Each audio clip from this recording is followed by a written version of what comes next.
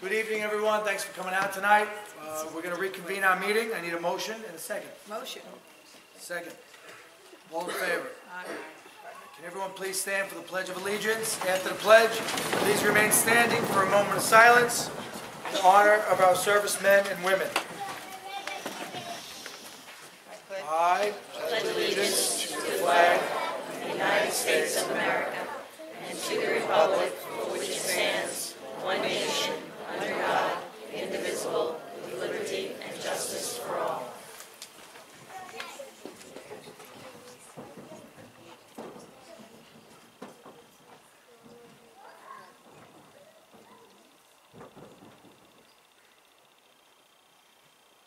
Thank you.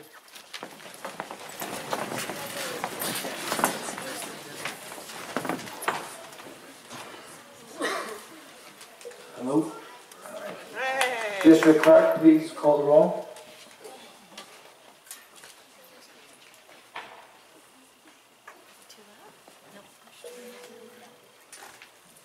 Everybody hear me? Yes. Okay, thank you. Mr. Amarando. It has to be read. Mr. Amarando. Present. Mr. Ferrioli. Here. Mrs. Ogalis. Present. Mr. Grable is absent. Mrs. Kennedy. Present. Dr. Adams. President. Mr. Nucci is absent. Mrs. Donnelly. Present. Mrs. Manzi. Present. Mr. Middleman. Present. Mrs. Hutchinson. Present. Savon Barron. Present. I should take 5, right? Yes. Okay, I'm sorry. Don't worry about it. Nicholas Teddy. Present. Thank you. We're moving on to D, changes to the meeting agenda. We do have 2 changes. We're taking off number 11, and we're tabling board goals discussion. Can I get a motion? Motion. Second. All in favor? Aye. Aye. We need to approve the minutes of our last Board of Education meeting. That's approving the minutes of the September 26, 2017 planning session and audit committee meeting. Motion. Second. All in favor? Aye. We also need to approve the minutes of October 10, 2017 special meeting. Can I get a motion? Motion. Second. All in favor? Aye. Aye. And we're moving on to F, recognitions and commendations.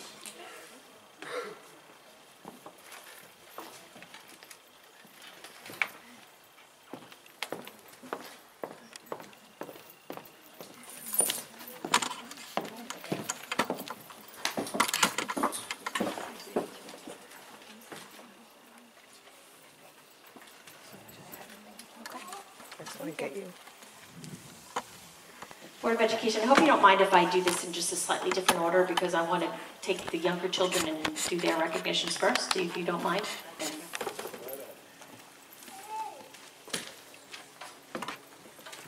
So first I'm going to invite Mrs. Christina Poppy down because we had a very special program this summer and she'll describe it to you and honor the kids who were caught being readers and writers. So Mrs. Poppy.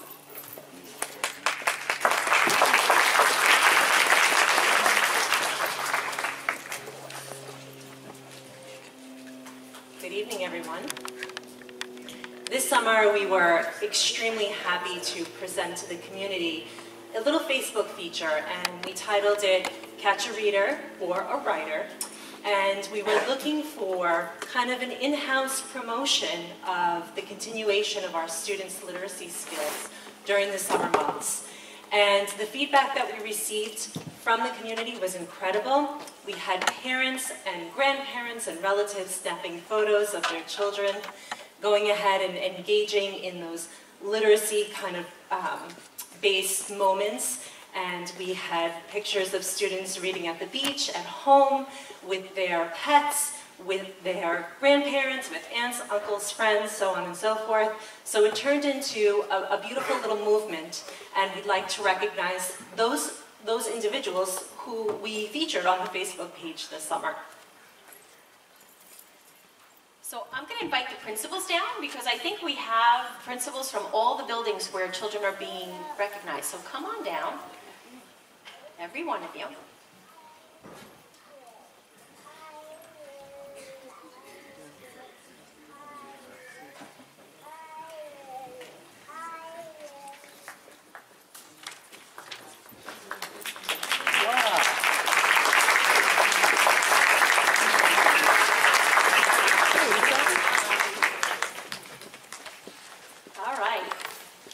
From Sycamore is Amanda Burrill.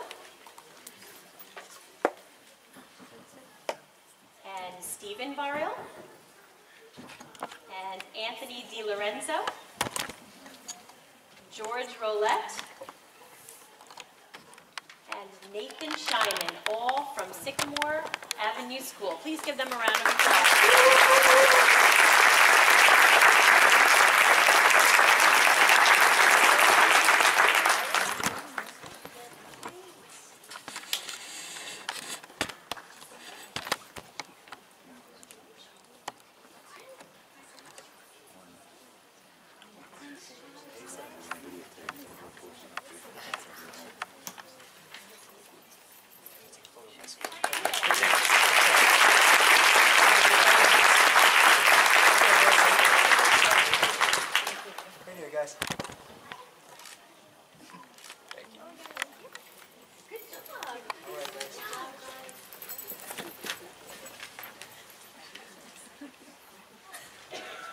I'm going to ask you to stand in for Mr. Delia, who couldn't be here this evening for Slocum.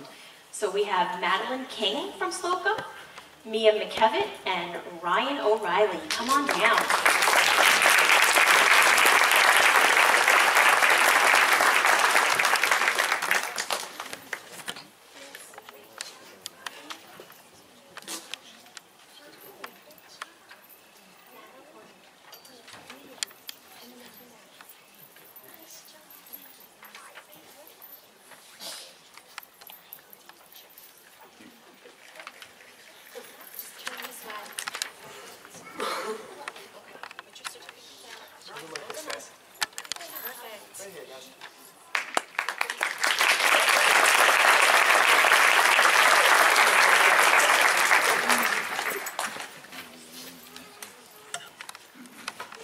From John Pearl Elementary School, we have Terencia Ciafani. Yes, did I do okay? Yes.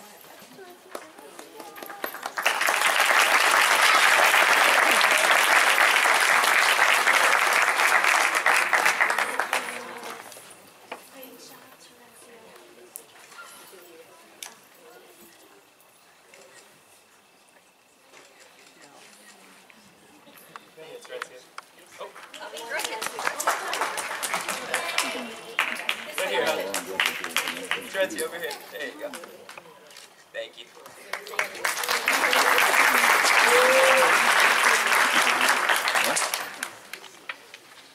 Okay, from Idlehour Elementary School, we have Sean Dooley, Ryan Mulvey, Grace Nizich, Thomas Nizich,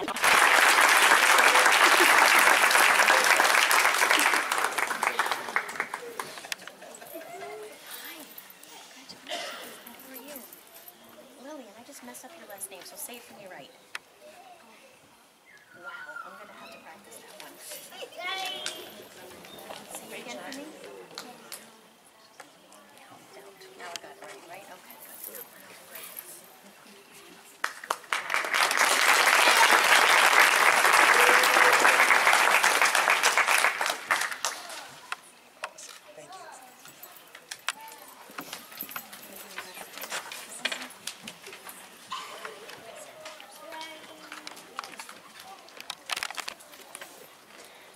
All right, from Duffield Elementary School, we have Stephen Grilla, Kamal Nath, Vinal Kumar, Sophia Orlando, Angelina Toll, and Ibuka Yata.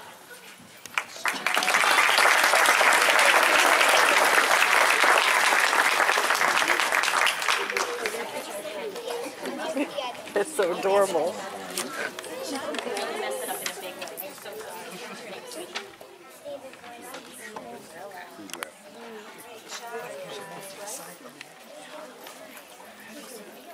She's adorable.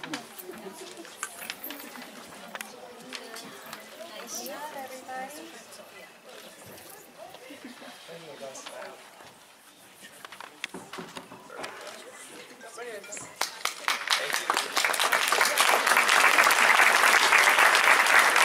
Good job, dude. Good job. Oh.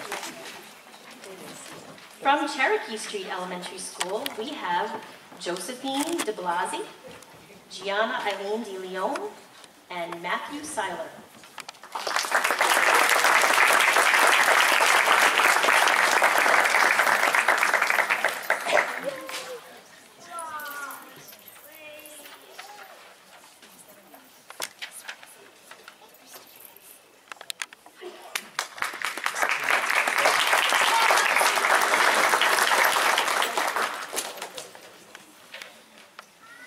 From Basti Elementary School, we have Antonia Racuglia and Hunter Sapella.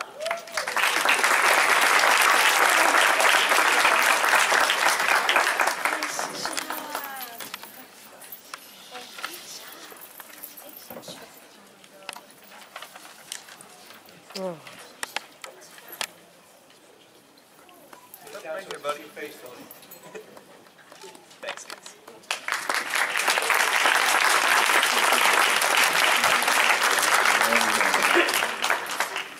From Ronkonkoma Middle School, we have Kayla de Blasi.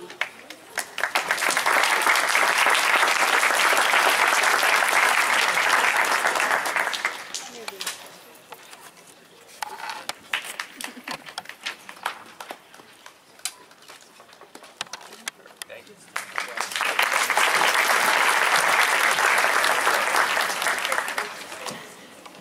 From Oakdale Bohemian Middle School, we have Melanie Humsjoe and Eric Reineken.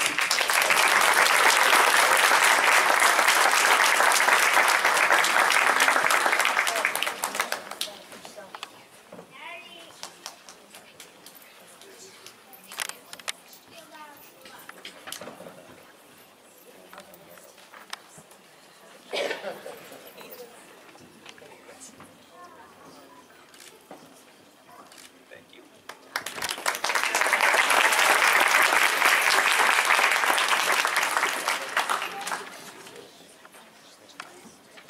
And from Connecticut High School is Lauren Kennedy and Hi, good to see you. Thank you very much. Thank you very much. Right here, guys. Awesome. Thank you. awesome work.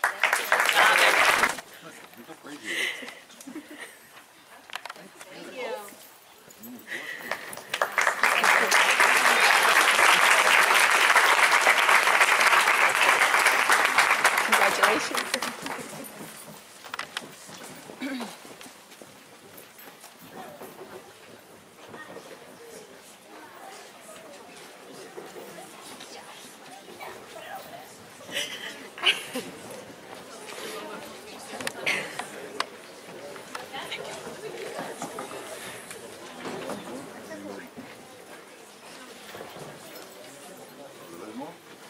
Yeah, but the older grades now.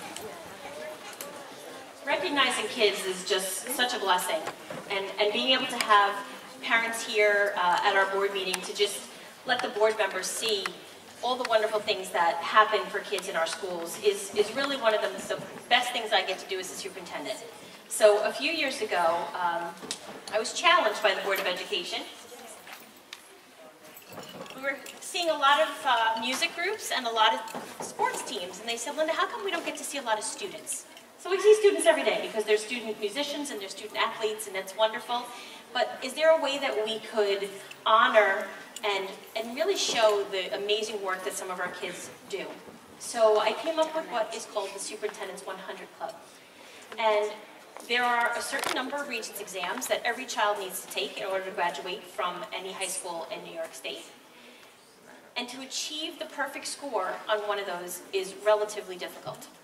So we thought, what a way to honor kids who have done that and achieved the perfect score on these relatively difficult exams. So today I'm proud to present the June 2017 inaugural class of the Superintendent's 100 Club. So we had on the English Language Arts Regents exam, which is taken in the junior year of high school, we had 9 100s. So I'm going to call them all, and if they can come on down, and I know there may not be that many of them here, but it's kind of exciting. So it's Alan Abreu, Christopher Hayes, Brianna Kelly, Nicholas Mazzaro, Natalie Page, Christopher Picciello, Giovanna Pruccia, Danielle Quiros, and Julia Wilkieson. Come on down.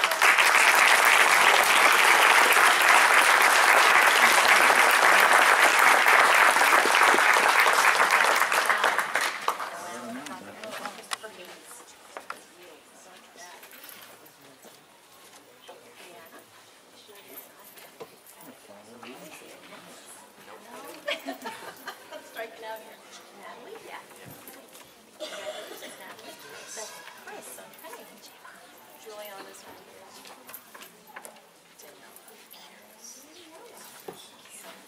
Stay here. Open them up. We're going to take some pictures. Okay?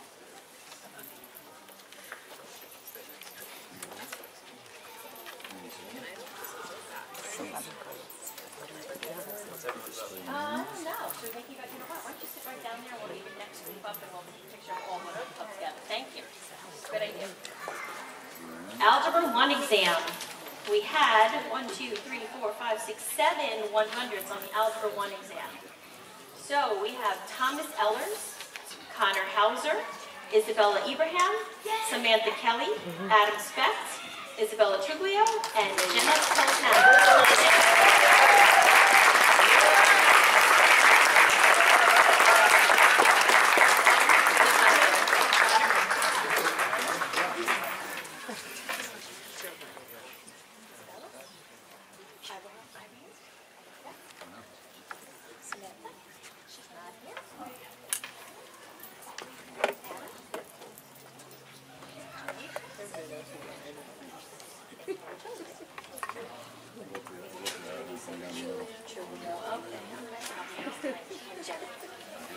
Come up here, let everybody see you, and then we're going to sit you back down and just in a second. So these are Algebra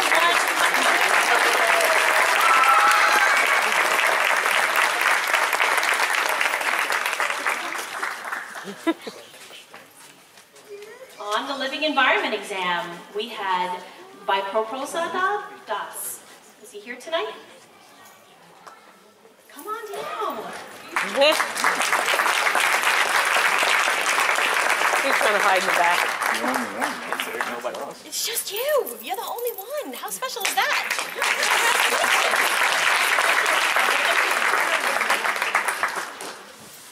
On the global history exam, and I'm running out of envelopes. I'm nervous. On the global history exam, we had Alan Abreu, who's already up here, or would have been up here for the English language, and Sean McNamee. Sean here tonight? No.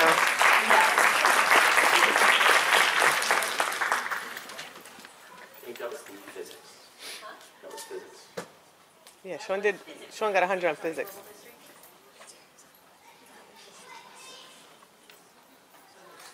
So there's 2 100s on physics. One of the physics had something else also? Yes, Alan Abreu also had 100 on the English language arts exam. So we had 2 100 persons this year. So the physics exam was Alan Abreu and Sean McNamee. On the global history exam, we had Hassan Ahmad, Jason Chang, and Michelle Mascolo. Are you here tonight? They're home studying. Well, if they're seniors, there's also senior night tonight. Oh. And it is senior night, so we may not have these folks here, but the U.S. history exam, we had 5 100s. It was Jacob DeRosa, Kyle Forberg, Michael Inguinata, James Marcos, and Rebecca Moulton. Oh, they're here.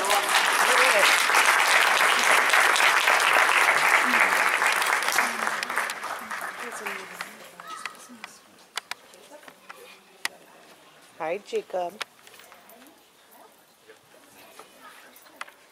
Come on up, everybody. Come on up here. We'll take a picture with everybody. This is the June 2017 Superintendent's 100 class.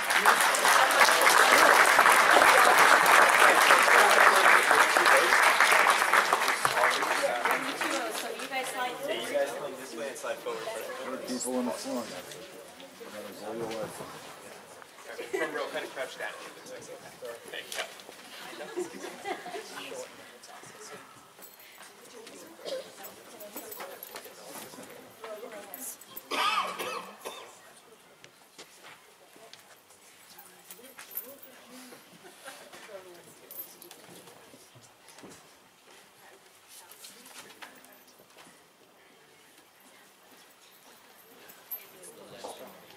Linda, I think they're waiting for you for the picture. I know they are, because there's a name missing on yours, sister.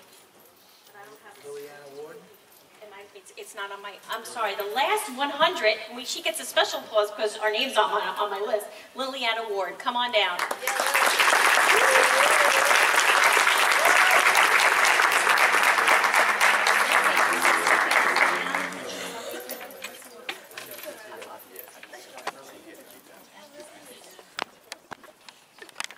Now we're together. We're good. Guys, in front, push pressure. Perfect. Right here, everybody. Awesome. Thank you, guys.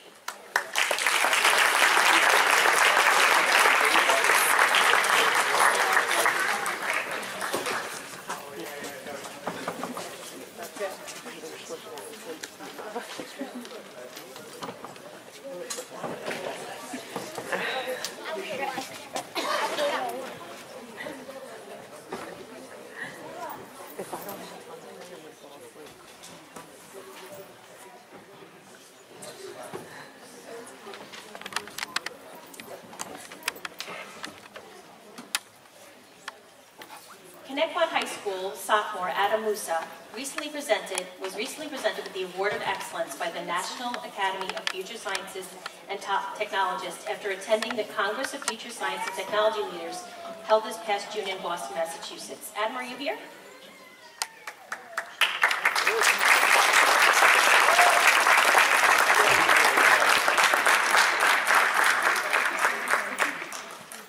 While in attendance, he was personally taught by two top professionals in the area of science and technology, including Nobel Prize winners David J. Wineland, PhD, and Sheldon Glashow, PhD, as well as young geniuses Jack Andraka, who was the Intel International Science and Engineer Fair 2012 Grand Prize winner, and Sri Bose, the 2011 Google Science Fair Grand Prize winner.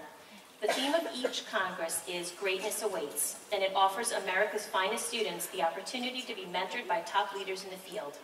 In order to be accepted into the program, students must possess a minimum GPA of 3.5 or equivalent and are recommended by their teacher and or guidance counselor for their leadership ability, academic achievement, and dedication to science and technology. According to their website, this event is considered an annual gathering of America's highest achieving high school students aspiring to be the next generation of science and technology leaders. Please help me congratulate Adam Musa.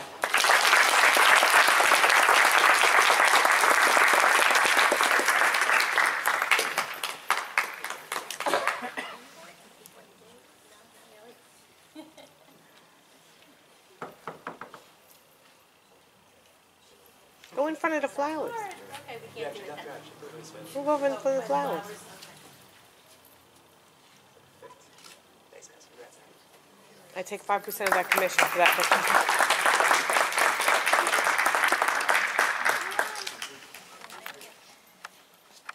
So every year we have a very robust Battle of the Books competition. So Angela Breslin, are you in the room? Come on down.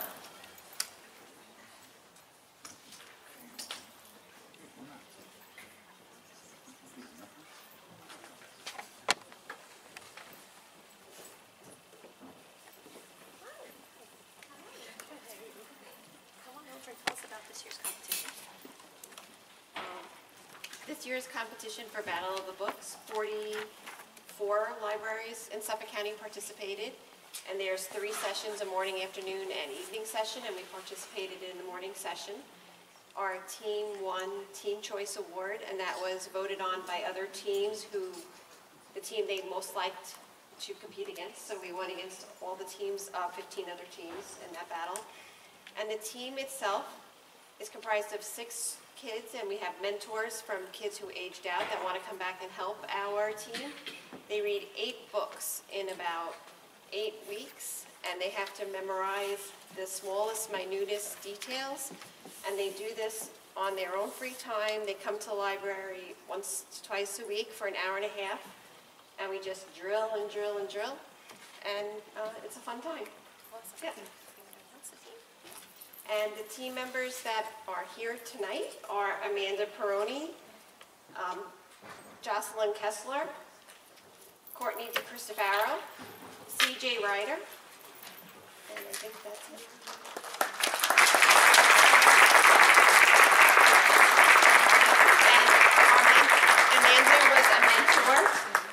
Joshua Peroni was a mentor. Abigail Sabat was a mentor. Patrick Wright was a mentor. Lawrence McCourt was a mentor. And Genevieve Walton. They were all former team members who come back and volunteer their time. And the entire team was Nicholas Kroll, C.J. Ryder, Courtney DeCristofaro, Caitlin McCourt, Anna Lieberchuck, and Jocelyn Kessler, and my co-coach, who's not here, Dina Oliveira.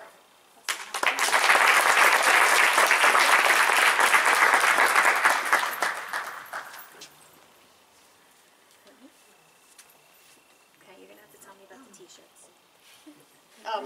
The t-shirts, that's our team name. We are the Garland Farmers. And on the back it says, we know a thing or two because we've read a thing or two. And it's based on one of the books, which is called Schooled by Gordon Corman. So they had a Garland farm, and we just did a little twist on the Garland farm theme.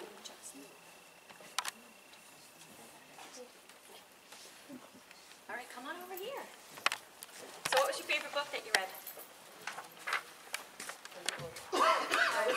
Regular time. A Break on Time, that's one of my favorites. Mine was Iron Okay, that one I don't know.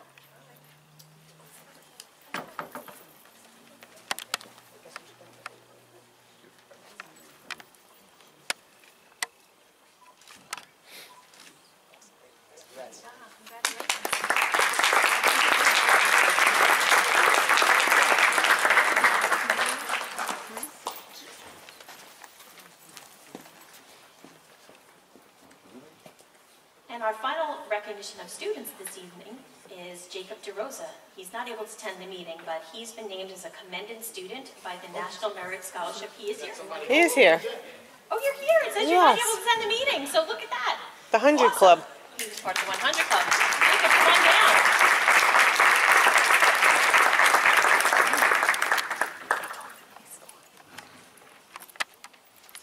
So when students take the PSAT, they're entitled to be enrolled in the NMSAT scholarship program. And Jacob has been named a commended student by the National Merit Scholarship Corporation for his exceptional academic promise as demonstrated on his outstanding performance on the qualifying test. So now, have you taken the SATs yet? Yeah? How are they in comparison to the PSATs? About the same. Yeah? Okay. So what schools are you looking at? Nice.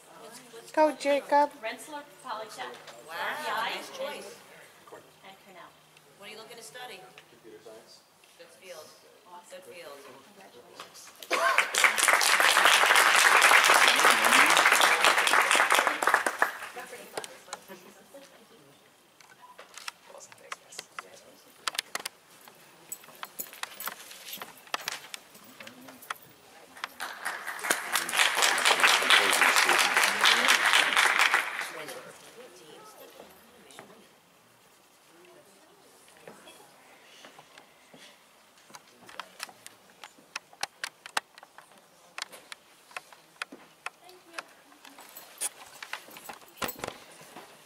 So once a year, we get to celebrate Board of Education Appreciation Night.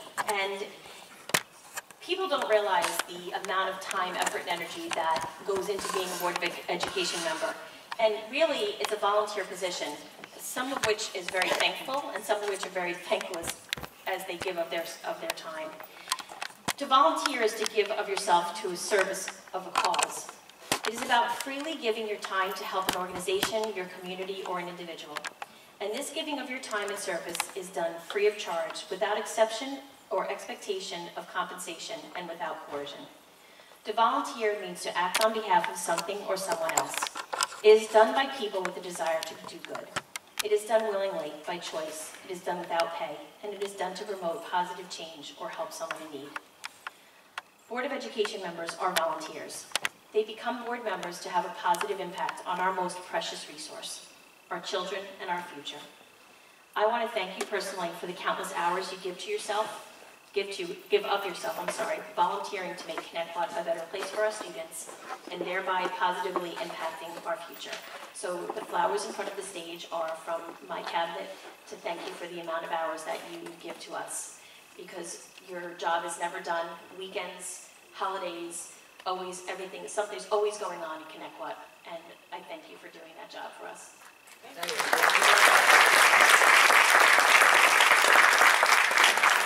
And I'm going to invite Mr. Stuart Pollock down. He represents the principals unit.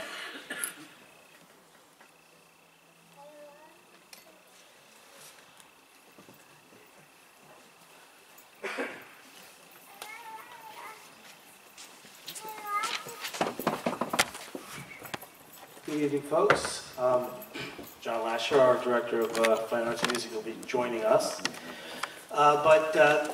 Dr. Adams, I want to, there you are. I just want to repeat your sentiments about volunteerism. I think it's very important that people remember, as you guys make decisions that affect many, many people, that you are giving your time. It is always with the best and the right intentions, as you bring your collective wisdom and collective ideas and collective philosophies of education and how you serve your community together. And that does not go unnoticed. And we thank you, the Connecticut Principals and Directors Association. We want to just give this night to verbalize our appreciation for your support of our work, support of our programs, as we do our best to serve Connecticut, the children, the parents, the whole community. You let us do that work. And we understand that, sometimes it could be thankless for you, it could be thankless for us, but we get the joys of when we're having a hard day, go down to a classroom and see those kids, and it's the fruits of your labor and your decision making.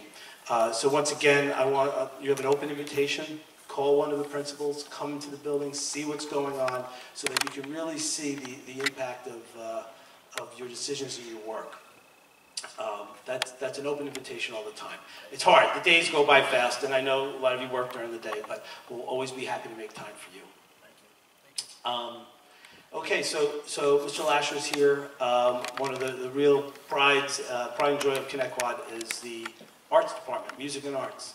I'm very proud to call John a colleague, a friend, a member of our association. So I'm going to hand the mic over to John.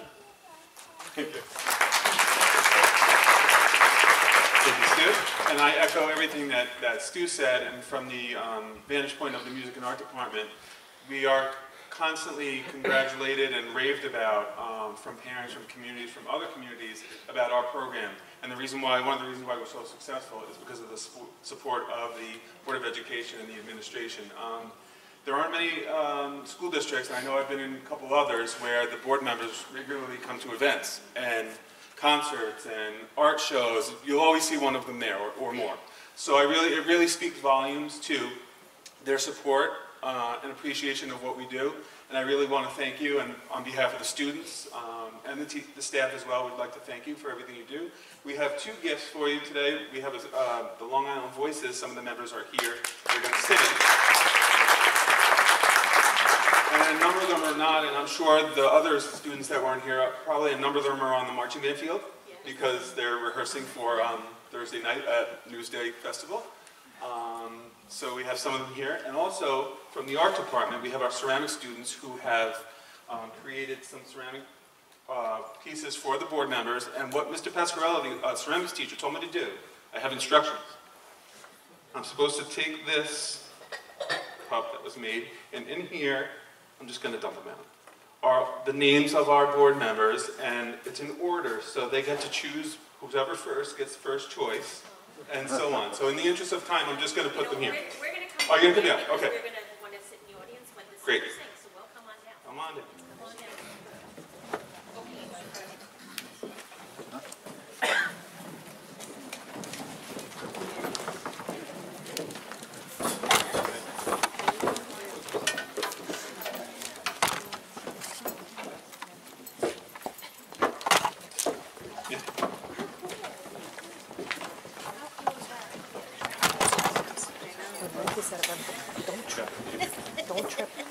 Okay, so the order of choices is Mrs. Kennedy is first, I think, and Mr. Amirando goes second. If you want to hold it up to the audience so they can see. Yep. I've been around longer than you. Mr. Ferrioli is next. Come on. And Mrs. Algos. Craig, hold it up. And Mr. Grable, by default, he's not here. He gets to choose last. Thank you.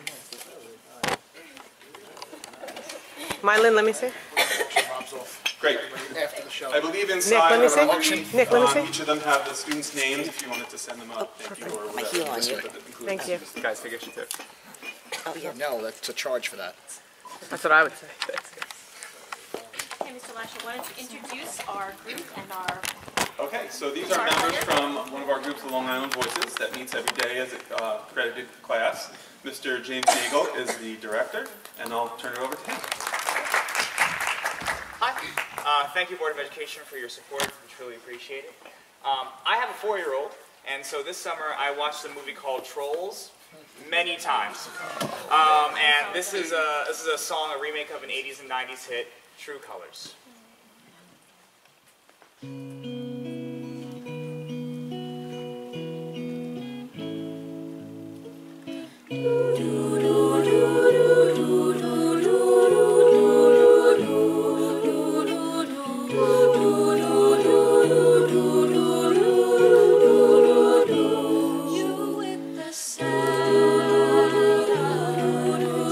Don't be discouraged.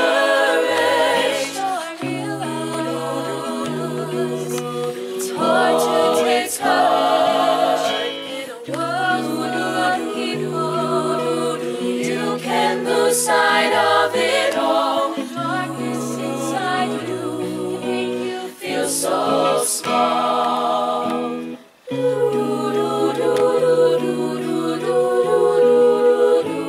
Show me a smile then. Don't be unhappy. Can't remember when last I was laughing. This world makes you crazy.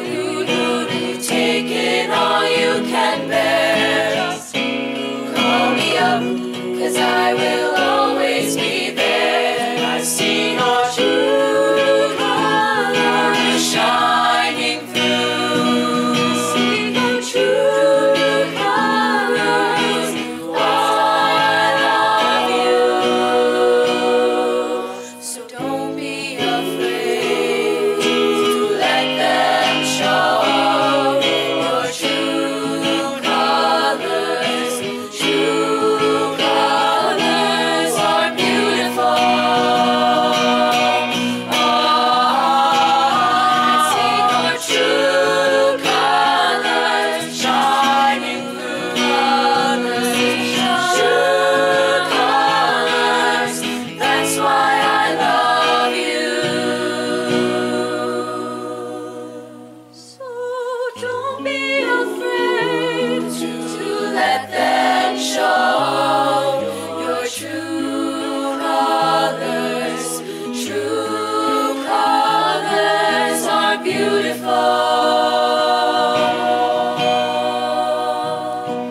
Like a rainbow.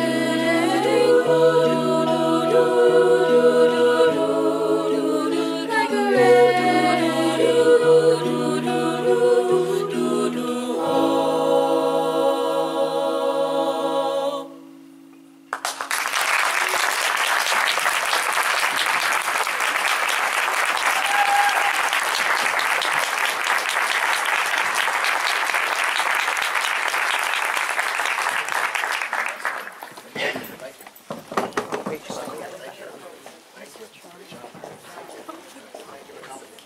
I have to wait till it comes on demand now, because I have no more little kids. I gotta rent the little kids.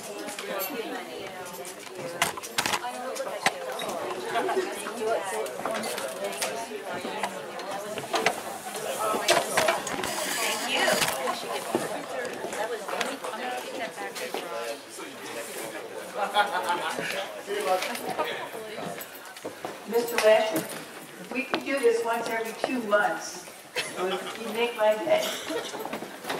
Wonderful.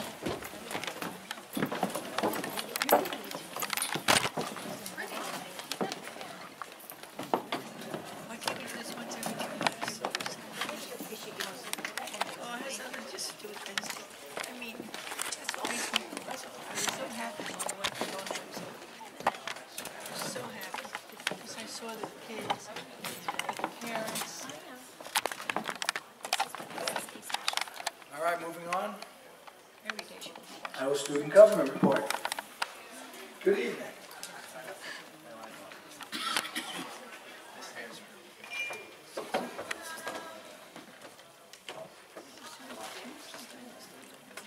Wow, look at this. Thank you. Came prepared. Yes, we did. This is the first time in all my years sitting on the board, we actually got a piece of paper. Get used to it. I love it. Thank you.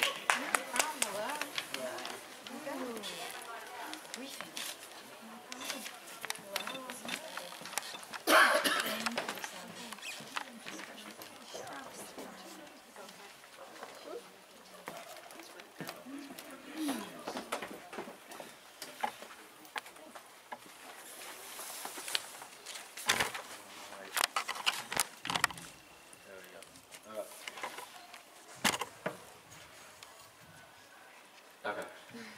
Alright, in front of you, the first paper is a invitation to the pep rally and homecoming for this year. The second packet is the amended bell schedule for the pep rally on Friday. And I think there might be some information there regarding homecoming, but I think most of you folks is, all the information for both.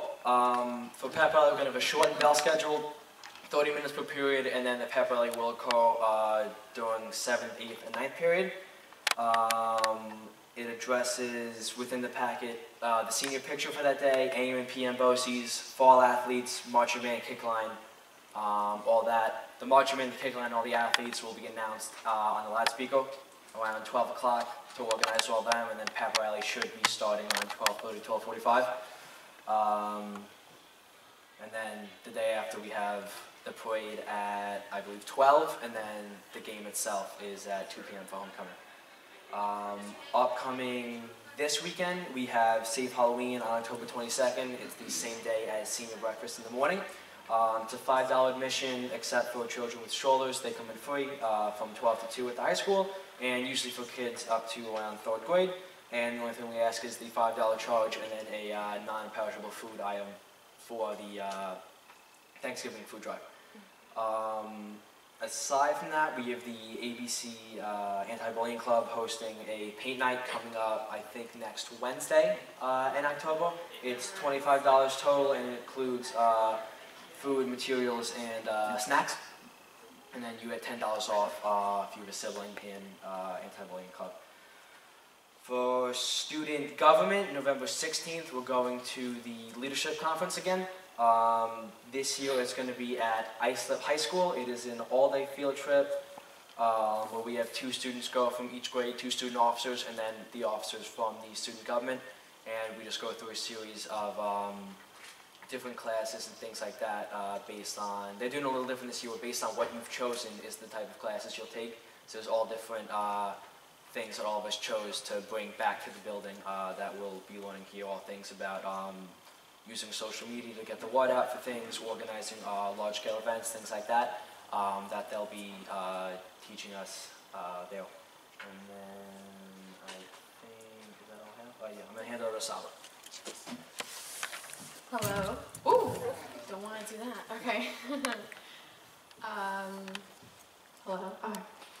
So we have the Compassion Without Borders this year. It's from the Principals Association, which different schools within the town of Islip will be participating. I know as of right now, Smithtown has posted up little notes on their lockers. It's just little acts of random of kindness. They're trying to make this go all public, so ConnectWhat is trying to, we are going to start an Instagram account posting on it for spreading the word, making more publicly known. Another thing we have is the Brady Buggy, which is not a fundraiser. We're collecting tabs from soda cans or pet food items, anything that has metal tabs, and that will be collected and cashed in for Brady Buggies. And Brady Buggies are animal-shaped wagons equipped with IV hole that holds the patient's medication. It allows them to be mobile even during chemo treatments. It's usually for younger children who are in the hospital, and we are going to cash all this money in and give it to one of the hospitals in Suffolk. So we are going to start that within this month, the end of the month. The deadline, we do not have that yet. Sorry. So, Miss Kennedy, is there a few words you'd like to say to these two young kids? I was going to, but I was waiting for them to finish. This is their time. Sorry. You do you. I think we're good now. Okay, well, I just want to say to the audience, these two youngsters, these two future leaders, I should say, I asked for some community service, and not only did they come, they brought others. They didn't realize how sick I was, and they took over. They did it all. I just drove them around where they had to go. They are the future leaders of tomorrow. I mean, they really did a phenomenal job. They were there for 2 days. They were there all day. They brought kids in, and they scheduled the whole thing. So I want to publicly say thank you. You guys did a great job, and you are our future tomorrow. Send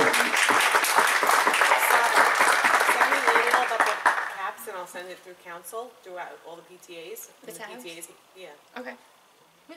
So, and we can get that out through the PTAs. Sounds good. Yeah. Oh yeah, so student government is selling these phone sleeves on the back of your phone. You just stick them on because you know how we have to carry around our IDs everywhere now for the bathroom. So we came up with an idea. Why not put these phone sleeves? They're only $2 each.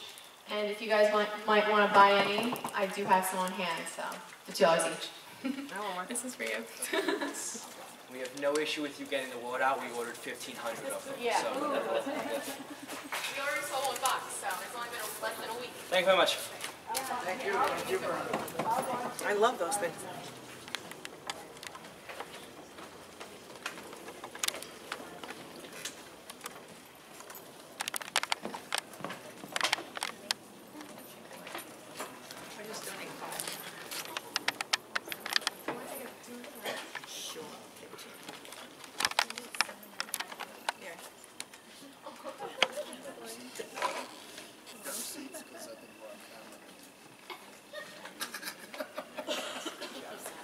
Did you say a receipt?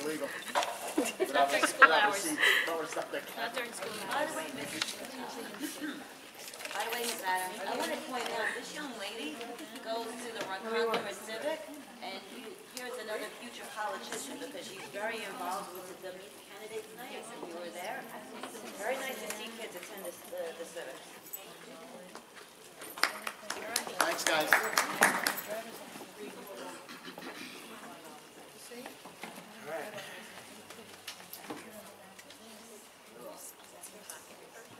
I need a motion and a second to suspend the business meeting. Motion. Second. All in favor? Aye. Aye. And I have a motion and a second to convene the audit committee meeting. Motion. Second. All in favor? Aye. Aye. Our internal auditor, Serene Associates, came and tested the internal controls of the systems and procedures in place relative to the administration of benefits, which is actually not my department, it's in Mr. Nucci's department, but I'm presenting because I do the audit sort of thing. So they came and the major portion of their testing focused on the legitimacy and accuracy of the health benefits expenditures to ensure that health benefits being provided by the district are in accordance with contracts and policies approved by the board. They tested the benefits received by current employees, retirees, and also the declinations, ensuring that the benefits people are receiving are according to their bargaining unit contracts, and that it was proper and accurate as to them receiving such benefits and the amount they were receiving. The auditors, the CPA firm concluded that the district has implemented sufficient internal controls to ensure that health benefits expenditures are appropriate and that health benefits are provided in accordance with district contracts and policies. This really was a very outstanding report, and it reflects well on Mr. Annucci and on the principal clerk in his department, Barbara Evans, who is in effect the benefits administrator. This is a report from March, which I'm just having you officially accept now due to an oversight. I didn't present it sooner, although you did see it sooner. So I'm just asking that you accept it. Exactly. We have to do a motion. The next item is a motion, a resolution. Okay. Motion. Motion. Second. All in favor? Aye. Aye. Thank you. Done? Okay, can I have a motion and a second to adjourn? Second. Out of the audit committee meeting? All in favor? Motion by second. All in favor? Aye. Aye. Now we need a motion and a second to move back into the reconvene business meeting. Motion. Second. All in favor? Aye. Aye. We're going to move on to L, policy. I need a motion and a second to approve the first reading. Motion. Second. All in favor? Aye. Do we have discussion? Any questions? All in favor? Aye. Aye. Number 2, approval for the second reading. Motion? Motion. Second. Any questions, concerns? All in favor? Aye. Aye. Number 3, no motion is needed. Any questions? Say again? Number 4, it's just a review. Number 4. Hasn't changed. Okay. Then we have, I need a motion and a second to abolish the first reading. Motion. Second. All in favor? Aye. Then a motion and a second for the abolishment of the second reading. Motion. Second. All in favor? Aye. Okay. Moving on to public comment. It's up to 30 minutes in length. This section of the agenda gives the Board of Education an opportunity to recognize persons who wish to raise a question or to make a brief statement on agenda matters only. All other topics will be recognized as time allows. The time available will be limited to 3 minutes for one or more topics. Comments should be kept as brief as possible and relate to school matters. Persons wishing to speak are asked to adhere to the following guidelines. Step to the podium, address the board president only. You may address one or more topics in the time allotted. Individual employees, parents, or children should not be identified by name, title, position, grade, or building. For safety, please exit from the podium after your time is concluded via the front of the podium and circle around to the left or the right to return to your seat. You may begin. I think a lot of these questions are probably for Sharon. There was an article, I forget where it was, whether it was a Newsday or Facebook article pointing towards Newsday, about the comptroller for another district, though, not us. They were paying overtime before it was approved by the Board of Education. And then many times I've seen that happen here, that the people have already worked, and then the board approves the overtime for things that they've already worked. So my question is, are we going to change that? So, because I don't want to wind up in Newsday, so we're going to change that? Well, what their report said was that administrators were not pre-approving overtime or the purpose for that overtime. The board receives a report on overtime, but it's administration, and yes, we do have that procedure here where administration approves, reviews overtime prior to it being worked. Okay. There was also the auditor's report that you were talking about tonight, the invoice date preceding the PO. That was one of the moderate issues that they mentioned on there. Everything else was great on those reports. Well, that was on the claims auditor report? Yeah, the claims auditor report.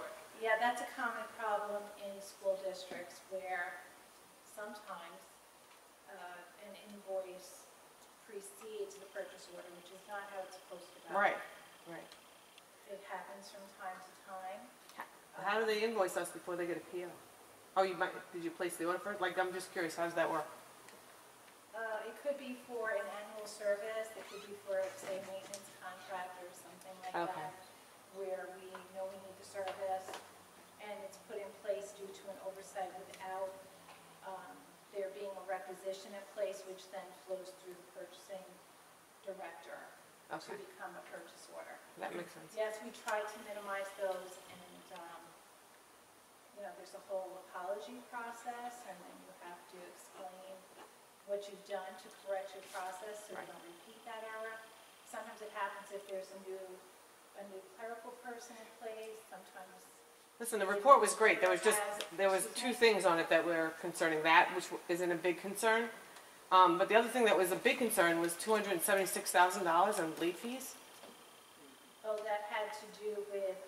That was my. Didn't it? What it just said $176,000 in late fees. I think that had to do with an ancient battle that's been ongoing in the district between whoever is the company providing electric services, going back to now when it's PSE&G, and that was disputed. It was negotiated down, and finally resolved it later. Oh, okay, because that was a big number. So. It was a big number. It was many years. It was very old. Right. And in the past, the problem was we were not allowed to pay it. We were not allowed to pay it, so then it was accruing on top of that, but it was negotiated down. And again, there's a procedure in place now to speed up that payment process so that we don't incur that moving forward. Okay. All right. Thank you, Sharon. That was it for you. I have two more things. Lockout, lockdown. I know that there was one today. Just a suggestion, not really a question. There were some parents, I think, volunteering in one of the schools, and some of them have no idea which is which and what they're supposed to do. So maybe you could run a parent workshop to let parents know if they're volunteering in the building, this is what you have to do when a lockout or a lockdown occurs. I think you guys, the kids know how to do it great, so I think it was handled wonderfully, but some of the parents just were a little like, what the heck are we doing here now? So, just a suggestion. The last thing I wanted to talk about really fast was when the hub was proposed a number of years ago, I came to the board and I asked for the board or the administration to write a letter to the town of Islip on our behalf, showing that they were concerned about the traffic because of the building of the hub, and concerned with it was the traffic for just the hub. Okay. That wasn't, I don't think you guys ever wrote to the town on that behalf. Then I came to you guys again about the casino, because we do have seniors that are 18 years old, and I asked you again to write to the town to, oppose this, and letting 18-year-olds in there, and that it's not the normal for around here. And again, I don't think you guys did anything. Went to a rally. You were there. Individually. But as a board in a district, I asked for the support. I just think as a board, we felt like, and I know we discussed this, just so that, I don't, you can stop or whatever. I think we just felt that the town of Islip, which is where we would write to, had nothing to say. We did contact our administrators. They do though. I mean, it's just a show of support as a district or as a board for our community. Do you want, our town attorney has to... But hold on, I got the rest of my question. I just wanted to say now we have the Island Hills Golf and Country Club coming in, which will directly affect our community, not just with traffic, which I'm asking the school board to write a letter to the town ordering a traffic study, like I did for the hub. So you don't, not even for backing, just to get that traffic study. And also to find out how it's going to affect our children. So once again, I'm coming to you and asking you for your support for the community for something that's going to directly affect us now. So I think there might be a process. Hello?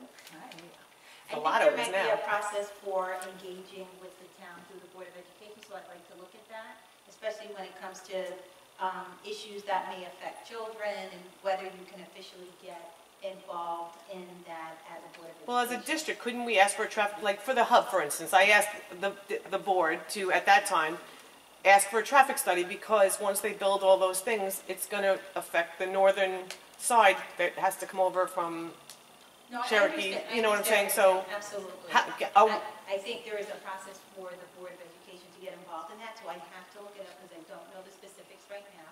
So I'd like to advise the board on that.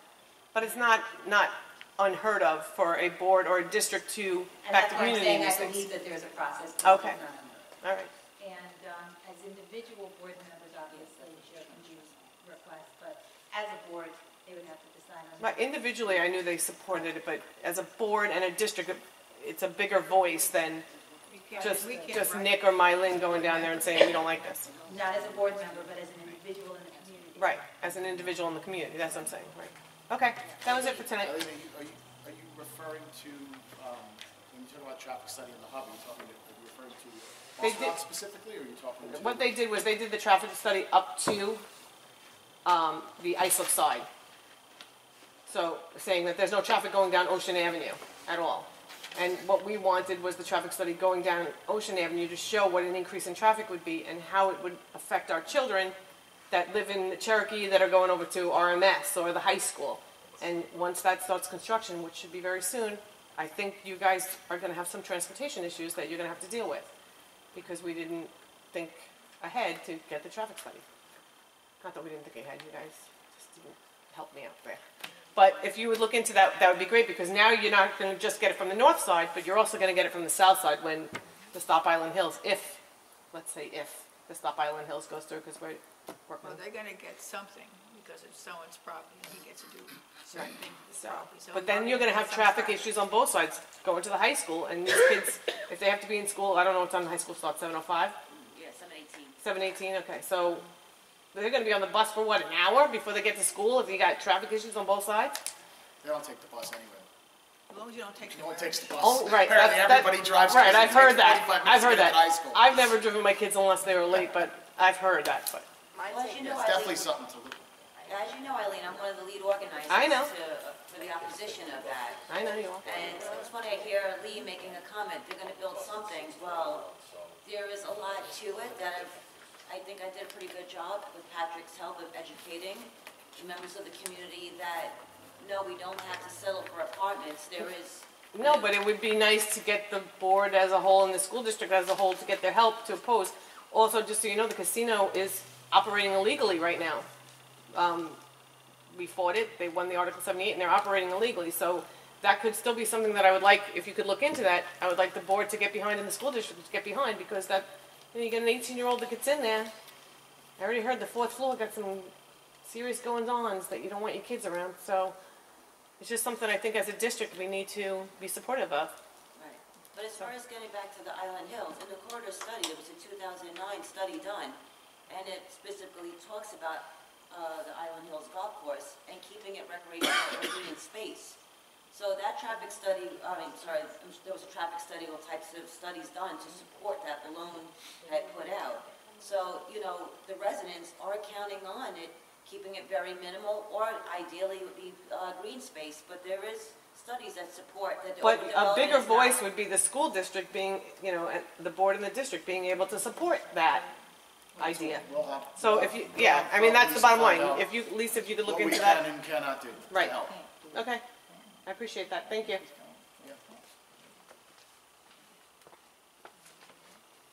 And Linda, thank you for answering those 100 questions online. I appreciate that as well. I have 2 I still have to get to. Okay. Well, that's it now, Linda. You're fine. Okay, moving on to N, recommended action, personnel matters, Schedule 1, resignations, terminations, leaves of absence. Can I get a motion? Motion. Second, all in favor? Aye. Aye. Number 2, Schedule 2, appointments, 10-year salary changes. Can I get a motion? Motion. Second. All in favor? Aye. Aye. Nothing for 3? Okay. Oh, recommended action, financial matters. I need a motion and a second to approve items 2 through 6. Motion. Second. Questions? No. Concerns? All in favor? Aye. Aye. Okay, P, consent agenda. A motion and a second for items 2 through 19. Motion. Second. Any questions? Yeah. Is that cheerleading boy get to go to any of these? Oh, that's what I wanted to ask you about. What was your question? The boy that's He's a the gymnast. gymnastics boy.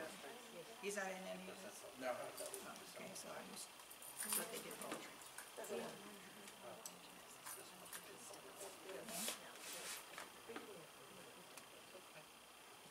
Sherry, do you want to discuss what the plan meant? Yes, I would like to discuss what the plan transfers about for amending the district's 403B retirement plan. A 403B retirement plan is similar. It's what nonprofits and school districts and hospitals have, maybe not hospitals, whereby employees can contribute on a tax-deferred basis to save for their own retirements.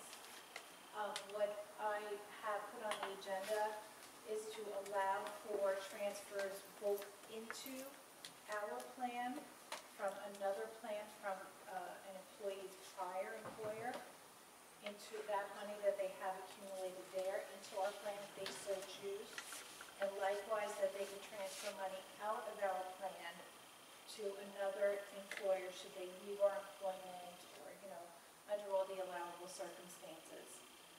At the employee's discretion. Both of these things are at zero cost to the district. You're welcome. Motion on the table. All in favor? Aye. Aye. All right, moving on to reports. Any Board of Education committee reports? Oh, wait, you bypassed something. Yes. What? You bypassed consent agenda 1 through... We did that, we just did that. Oh, wait a minute, you did? I'm sorry, Yeah. I was putting this pep rally in my calendar. I just had one question, I apologize. You went that pretty quickly. Dean, I guess this question is for you. I noticed that there was a transfer of $85,000 for the transfer to support classroom libraries in elementary, Yes. which I'm glad, but I want to know, So we initially proposed our budget for this coming school year. Some of our expenditures for some of the texts, we have a new 5-year textbook replacement plan for our secondary schools. Some of those texts came in at higher cost than we had anticipated. In addition to that, we did a kind of an early adopters program for our reading units of study this past summer, where we had teachers voluntarily come in during the summer for training. Part of that training was that they would receive the kits as well as some classroom libraries. And the response was overwhelming. And in order to continue to support the program going forward and some of those initiatives, we needed some additional funds. So is each of the elementary schools are going to be given a certain budget for their libraries, or? So this is different than the building libraries, which we do support also. This is for the individual teacher classroom libraries to support the literacy initiative that we have going forward. The research says that the teachers should have roughly around 500 level text within their classrooms in order to support the different reading levels of their students. And we want to make sure that our teachers have the resources available for them for our students. Awesome, okay, so it's the support math and the math and units of study. This is the units of study. We're providing classroom libraries. What do you talk about as far as every classroom having a small library, or is it more of a generalized, like some buildings have a central closet in those libraries when you take out, or we have both, a combination of both? How is that playing out? Yep. Historically, we have had building book rooms, which are our building libraries. Right. What we are doing is a transition to an individual teacher's classroom library, and that way to better provide individualized instruction for students. Okay. Will they have the same libraries, or will it vary so that they could possibly switch off and on? The base of the library will be consistent. So, and that's one of our goals again is to provide that consistency across district, so that every classroom or fourth grade teacher and student has that same experience. So there is a standardized library that we are purchasing, but teachers are supplementing with their own resources. Buildings are supplementing as well, so that teachers can share amongst themselves. Excellent. Thank you. Those are the literacy books, right? Yes. And are we building upon that? Yeah, that's what they're doing. That's what you just talking about. Yeah. Every classroom. I love that, thank you, Dean. Thanks, Dan. Okay, Board of Education committees? Went to the policy committee, we approved what we worked on last week. And the facilities committee, Linda, I'll let you talk about it. It was very interesting. I would turn it over to John too, but I'm not going to. I would have, Linda. You want me to turn it over to John? Turn it over to John, put him on the hot spot. I'm sorry, John. That's his baby anyway, so It let him is. take All over. right. Remember who said that, John? I think the emphasis was it's a Board of Education committee, so it's not my baby. Right. Wait, So- is it good stuff? Then Linda gets it. If it's bad stuff, then you get it. No, this is Oh, good. It's all mutual. It's all mutual. It was very good, actually. It was a very good meeting. So we have met again as a facility committee now that we have John Grillo on board. He's going through the process of all the administrative requests. He's actually putting some price tags to everything. So we went building by building last night and started looking at all the administrative requests that we've had over the past couple of years. And we started going through priority 1, priority 2. There's still a lot of information that still needs to be brought into the equation from a facility perspective. Infrastructure side, I need to get more information to him so we could do some more calculations. But we are hoping to have all that information to him by next Wednesday so that when we do our next meeting, the first week of November, we're going to actually be able to look at the project size, cross-reference it with all the individual building requests, and come up with the basic framework of a project. With that in mind, the facility committee should be able to come in front of the Board of Education and the community sometime in the end of November or December and present our preliminary recommendations. At that point, I'm sure there's going to be a whole lot of information, a whole lot of questions that are going to be asked on an individual basis, but we should be pretty close to being able to present that framework as early as this November. John, I apologize, I couldn't make last night's meeting, but is there any way you can give me just a synopsis so I'm caught up? All the things that you asked for were cut, and all the things that Lee wanted were done. Man, no way, no way. It's all about I heard presence. somebody clapping, who was that? I asked real hot.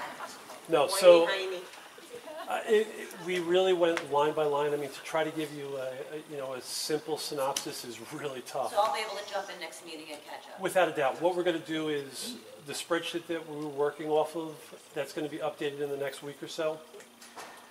I can send that out electronically to everybody once we get that additional information so that the facility committee will have a chance to digest it, revisit the things that were prioritized 1 and 2, so that when we come back together in the first week of November, we can hopefully streamline the process and really have a good, good product, a good scope of work to present to the Board of Education. Beautiful, thank you. Okay. Dr. Adams? So get ready for playoffs because our fall season is just about to end.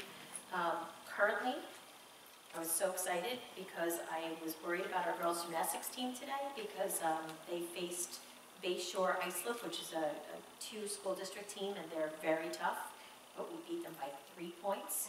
So at this moment, awesome, our girls gymnastics team is in first place. So we will see quite a few of our gymnasts move on to the finals in the county and then hopefully up to the state. Boys golf is also in first place. Girls volleyball is also in first place. Girls swimming is also in first place. So we've had an extremely successful season. Girls soccer is going to make the playoffs. I think they're currently ranked in 3rd place. And our boys football team will, if they hold on for at least 1 more win and they have 2 more games of the season, including the final game of the season, which happens to be homecoming, they will also be able to make the playoffs. I'm going to pass this over to Ms. Manzi, who will talk to you a little bit about Wellness Weekend. I really hope a lot of people are able to attend. So, Ms. Manzi? With the guidance of Gail Sancho. Thank you. With the guidance of Gail Sancho, she's put together a great Saturday, 9 to 1 at the high school. It's a full wellness festival where community organizations will come together and just promote wellness and health and how our community can engage in good practices. Now, is there something floating around about heart health? Is there, I know we had done it, or I shouldn't say that the district I don't know how that was run. I think it was last year, the year before, where they had a couple of people volunteer that came in with like EKGs and so forth. That wasn't sponsored through us, that was sponsored through somebody else, right? I believe it was sponsored through someone else, but I would need to double check that for you. Okay. That's that's separate and apart from what we're doing this weekend. This is community organization. No, I understand. I was just, because you made me think about that. Is that something we're going to try to bring those organizers back to? Because I thought that was... It was an excellent resource for our community, I would agree. Yeah, so is it possible we can bring those people back? And We should definitely look into that, because I do believe there were some students who had some heart issues that were actually brought to the forefront because of that evaluation. yes, I actually spoke to Linda about that, and I think about roughly 100 students that showed up. And I believe Linda, you said it was close to 20 that were flagged, just to go and, To pervert the tests, yes. Yes. Yes. Yep. So I really, again, I don't know who organized that, but if you could please bring that back again, because I think that's extremely important to share with the community. It's actually organized by the two families who lost their young sons to heart disease at that age. So they've done it every year, so I'll definitely reach out to see if they are able to put together it again. What's great about the wellness weekend that we're doing this weekend is there's going to be small groups and small rooms for children and adults to learn different things about keeping themselves healthy, both physically and mentally. So we'll have rooms with demonstrations in yoga for kids, yoga for adults, there's kickboxing demonstrations, there's a bunch of different small groups that are going to be discussing wellness that you can choose which rooms you want to go to, and a keynote speaker talking about overall wellness in the community. So we're hoping that a lot of people come out. It's the first time we're running it. It was actually brought up by Connect What Cares, which is the coalition of the community that's looking to keep our community healthier. We're partnering with them to do this year. And Mrs. Santo was really spearheading the whole movement. So I'm hoping people will come out. It's at the high school at 9 a.m. Starting on Saturday. Thank you. Mr. Middleton, you want to talk a little bit about what's happening with our smart schools rollout, which is pretty intense. So Mr. Davis has, I think, left, but this past summer, we were finally approved for our first phase of the Smart Schools Bond. That was something that we had worked with the community and our building administrators, Board of Education on developing a plan. The plan was initially to replace all of our network switches throughout the district. They are roughly between 10 and 12 years old. We received approval and the work started relatively quickly. We've gone through a lot of our elementary schools. I'd like to thank Mr. Allen as well for his help with regards to some of our asbestos clearances. But they have been working evenings, weekends. This past weekend they did part of the high school. We anticipate the entire project to be completed by December, and it'll really increase the opportunities for our kids, via the wireless network, as well as accessing some of the software that we have available. Thank you, Dean. I also just want to thank the community. We have really had a very positive rollout of our visitor management system across the district, which our secondary campuses have had for a while. We're asking anyone who visits the campus to have their license ready to be scanned, and it's just giving us a more secure peace of mind that the people who are coming into our building really should be in the building. So I just want to thank the community for helping us keep our campuses safe and secure. And that's all for me. I have a question. Any other administrator have anything to report? Okay, Board of Education. Yes, I'd like to bring up, I know some people are against this, but I learned what I learned the weekend when those students came, and Linda put out something through the Superintendent's Association at the last minute, maybe a day before, 2 days before, to all the schools in the ISIP cluster. Yes. And we had 7 kids come for community service purposes, came to help on Sunday, and we had 2 from Brentwood. This is on a day's notice. And they had to have community service signed off for their graduation. In Connecticut, our kids, which were wonderful, and all the kids that came were wonderful, didn't have that same obligation. And I think that what Mr. Costa brought to the board, requesting X amount each year, was something that these kids can do, because I can offer community service from now until winter, just at the Arboretum. So it's out there. And when the kids from Sable came, there were two that came from the art group, you know, Art Honor Society, and the rest came from, I don't know where the other society, but they were there to do work. And at the end, they asked something written, community service, and they got it. But they came because they knew they had to do it, and they made a commitment to get it done. Now, I don't think of being a problem here because I know I can offer it every weekend, all summer long, all through the fall. And I think it's a good idea that these kids come and do it. They see different things, they learn different things, not just at the Arboretum, but wherever else. You know, and if the word got out there, two different organizations, they probably need help and want these kids. So I think it's out there. I think that the kids would benefit from this.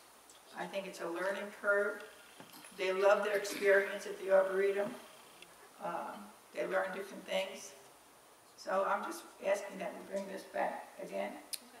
Have Mr. Koski, because I think that we're hurting our kids. We're not helping them. I know 8th grade there's a problem. I could even find community service for them.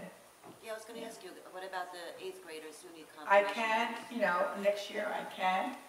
Some of the things that we might be requesting again, because I talked to the director of the Arboretum, and I said that, you know, we could use these kids to do things at the Arboretum, and they need community service. So he's putting out, give me a list of things that I'm requesting that you send out to. It's not going to happen in Connecticut, but it will happen in the other schools because those kids were eager. You know, coming from Brentwood, they wanted the community service signed off and Sable, and that's a day's notice. I can't imagine if we were out there and they can say, okay, I can come this weekend, and we give them something to do. It was Thursday night that we actually put it out, so they had one day with children. Yeah. So, I mean, there's a lot out there. Linda, I'm going to take advantage of Stu Pollitt's invitation. Awesome. So if you can set me up 2 buildings on a Friday once a month and make sure that I hit all the schools. Friday seems to be a little bit easier for me to work out. Okay. And I can do them Thursdays with you. Okay. But not every Thursday. Okay. Oh, wait a minute, you do it on Thursdays, Linda? I do. I block off the whole morning to be in on Thursdays. All right, so then I want to make sure I go to all of them. So then, yeah, I could attend with you on Thursday. Okay, good. All right, that's fine. Yeah, I could do Thursday. All right.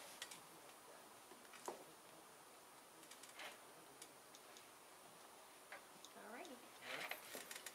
Moving on to the final public comment. Oh, wait, before you go, anybody who lives in the Connecticut district, I'm having a meeting November 8th at the Boston Elementary School at 7 p.m. Anybody's for the opposition of the Island Hills Golf Course being developed. So anybody's interested in attending that meeting, I'll have a few speakers there to speak about and educate us on the impact of the development. Thank you. All right, anyone for public comment? Evening. Good evening. My name is Neil Feisler. I live in Ronkonkoma. I've been coming here since Sarah Parisi sat right over there, and Helen Maloney sat there and told us everything we were doing wrong. I have a simple who and why. I'd like to know who released all of our kids' medical data at the e-school and why. And how come we weren't notified? I didn't give any consent.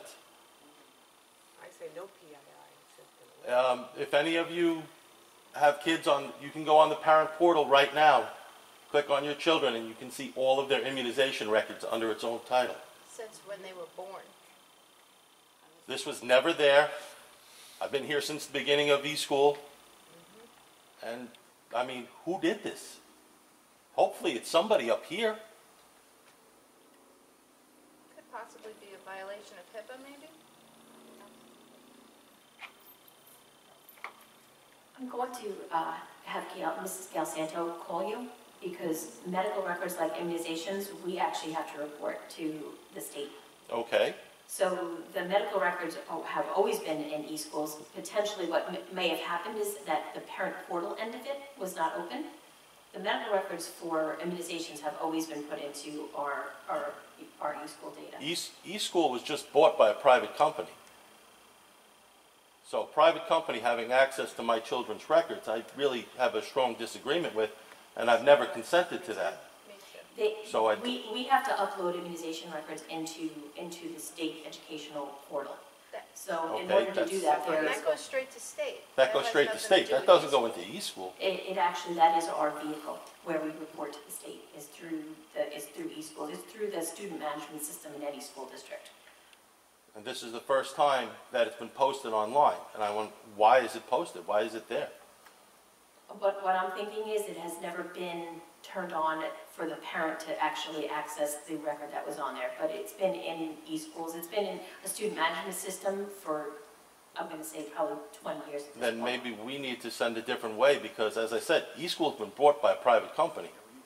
I don't think I'd like my children's records that way. Okay, I can certainly look into it with you. Yeah, I agree 100%. It's interesting you say that because I didn't ask any questions, but my school nurse came to me the other day in Brentwood and asked me if I had access to the medical records of my students, which I've never had before. And in e-school I did, as a teacher, but I've never had them before. So I'm wondering if e-school changed something where the records are now accessible by different people because it was possibly purchased. I don't know. Either way, we need to look into it and find out what happened. And Yes, like I said, it sounds like a violation of HIPAA law. It's interesting that you brought that up because it was just done last week, Thursday or Friday, that she asked me. I wasn't even aware. I wasn't either.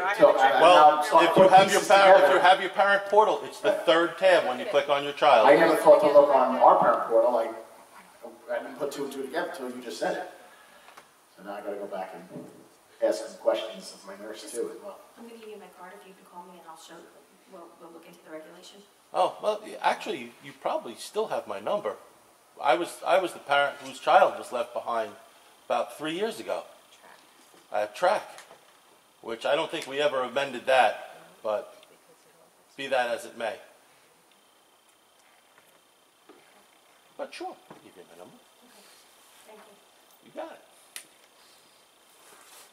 I have one more question. We have a boy on the gymnastics team. Oh, by the way, girls tennis is going to counties. Oh, awesome. I just found that out. First seed girls tennis.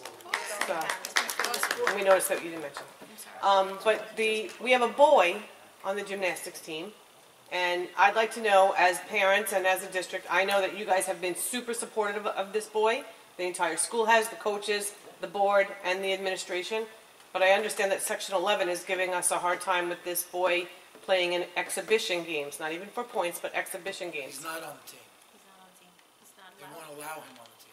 So can you put out something that we can write to as a district, as parents? That's like reverse discrimination. I want to write to Section 11. You can contact Section 11. Okay, but I don't know anything about who I would contact, an address, something.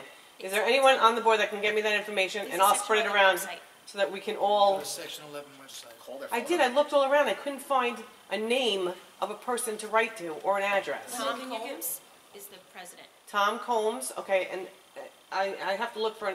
The only thing they had for contact us was like a little form thing that you send through. They have an office with a phone number, I believe. Yeah, that I'm not familiar with that website either. Yeah, well, I wasn't familiar with the website, but I'll look around some more. But that's who we have to contact, correct? Now, is there anybody else? Like, I know there's a state agency that governs that too, right? Yes, we were just informed that we as a school district can now appeal to the state governing body, which has to happen through the superintendent. So I called the president of NISFA today to find out what I have to do to appeal that. And we are doing that, right? Mm-hmm. Great, awesome. All right. So Linda, can you give Eileen the contact information so she could spread the word? I'd like to write to both of them, Section 11 and the NISBA. I'd like to spread that word around because that's almost reverse discrimination, and the boys should be allowed on the team. It's not almost. It is. Yeah. It is. All right, it is. You're right. It is. It's reverse discrimination. It's bull. I won't say that word. He was on the team last year. Yeah, he's been on the team since like 8th grade, I think. I remember coming and watching last year him. was his first year. Was it? But I remember him practicing with the girls one of the years that I was up here, and I just watched. He was amazing. He's very good. So I can't imagine. He's not even looking to play for points. Right. I spoke to his father. He's not looking to even play in the competitions. Correct. So that's a problem. Yeah, it makes no sense. Well, I'm glad, I hope his parents are suing the crap out of them, but as a community, I think we should all stand behind this boy and fight for him. Okay, I can get you the information. All right, I appreciate that, thank you. Thanks, Ellen. Okay, anyone else? Okay, can I have a motion to adjourn the meeting? Motion. All in favor? Aye. Thank you for coming out tonight. Next one, 6:40.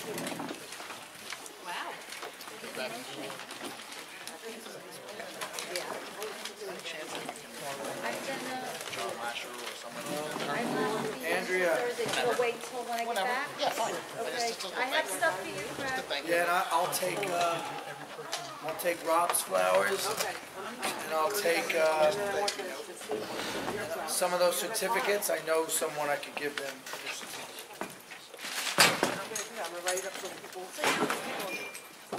Andrea. Andrea.